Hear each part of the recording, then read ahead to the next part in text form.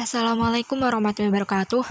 Terima kasih atas kesempatan yang diberikan bagi kelompok 6 untuk mengawali mata kuliah Neuroscience dalam pembelajaran terkait materi gaya belajar anak usia dini yang beranggotakan 1. Aleka Agisni dengan NIM 0072, 2. Anggita Putri Ramadhani dengan NIM 012, 3. Ika Ismatul Hawa dengan NIM 027.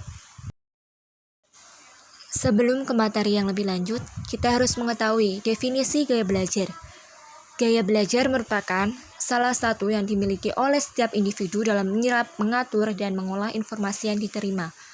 Gaya belajar yang sesuai adalah kunci keberhasilan siswa dalam belajar.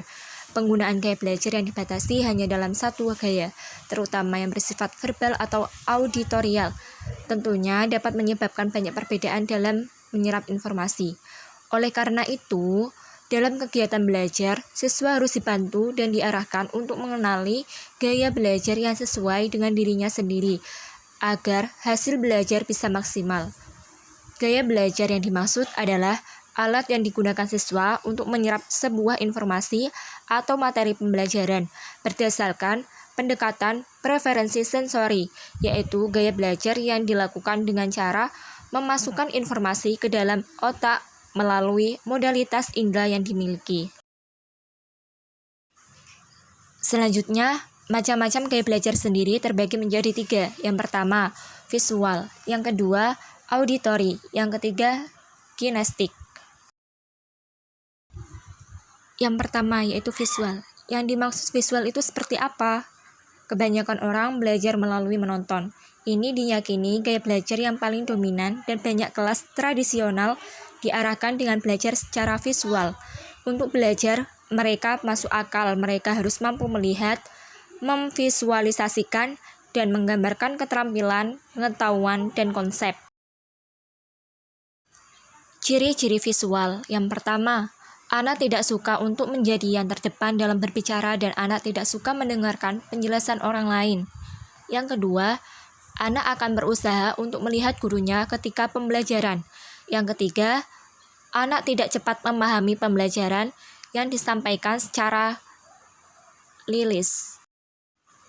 Yang keempat, anak berdiam diri dan tetap konsentrasi manakala lingkungannya banyak keributan dan ramai. Yang kelima, ketika anak kesusahan dalam menyampaikan sesuatu, maka anak akan menggunakan gerakan tubuh untuk membantu dalam penyampaiannya.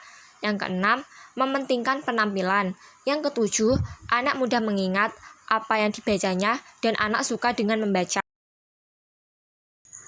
Macam-macam gaya belajar yang selanjutnya yaitu pendengaran atau auditory, yaitu jenis belajar melalui mendengarkan apa yang dikatakan orang lain dan yang dibicarakan tentang apa yang mereka pelajari. Mereka juga lebih mungkin untuk mengingat informasi dengan berbicara lantang. Nah, seperti apa sih gaya belajar melalui pendengaran atau yang disebut auditory? Berikut ciri-ciri gaya belajar melalui pendengaran atau auditory. Yang pertama, anaknya suka berbicara dan fasih dalam menyampaikan. Yang kedua, anak lebih suka dengan metode pembelajaran diskusi dan anak mampu untuk mengingat pelajaran yang disampaikan secara lisan. Yang ketiga, anak akan mudah mengingat lirik lagu ataupun iklan yang ia dengar dan dapat mengikutinya secara lengkap.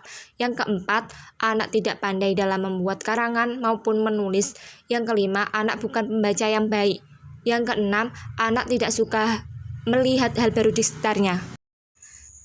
Yang ketujuh, anak suka berbicara sendiri.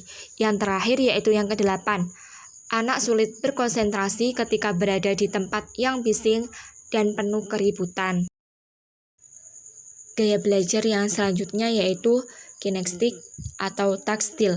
Maksudnya adalah peserta didik ingin terlihat secara aktif dalam proses pembelajaran dan belajar dengan baik dan benar melalui tangan kegiatan dan gerakan. Gaya belajar kinestik atau taktil itu yang bagaimana? Berikut ciri-ciri gaya belajar kinestik atau taktil. Yang pertama, anak tidak akan bisa berdiam diri dan cenderung lebih suka menyukai gerakan. Yang kedua, tangannya selalu aktif. Ketiga, anak kinestik akan memiliki koordinasi tubuh yang cukup baik. Yang keempat, anak kinestetik cenderung lebih sulit untuk memahami dan mempelajari yang sifatnya abstrak, misalnya mengenai simbol, matematika, melihat peta, rumus kimia, dan lain-lain. Yang kelima, anak lebih suka menyentuh dan memegang benda yang dijumpainya.